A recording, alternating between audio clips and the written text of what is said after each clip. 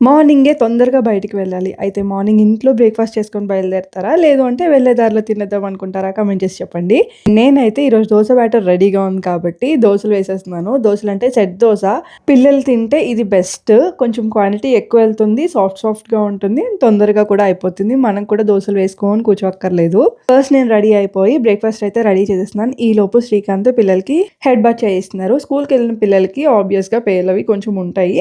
ఎప్పటికప్పుడు క్లీన్ చేసినా ఇంకా నీట్‌గా ఉండాలని చెప్పి ఇదైతే డాక్టర్ సజెస్ట్ చేసింది. 2 వీక్స్ కంటిన్యూగా యూజ్ చేయమన్నారు. ముందు వీక్ అయింది. ఈ వీక్ ఎందుకు స్కిప్ చేయడం అని చెప్పి ఉన్న టైంలోనే ఈ షాంపూతోనే హెడ్ బాత్ చేయించేస్తున్నారు. బ్రేక్‌ఫాస్ట్ ఎలానో రెడీ అయిపోయింది కాబట్టి టమ్మీ ఫుల్‌గా తినేసి ఇంకా స్టార్ట్ అయిపోతున్నాము. అండ్ ఇవి నేను రీసెంట్‌గా తీసుకున్న స్లిప్పర్స్.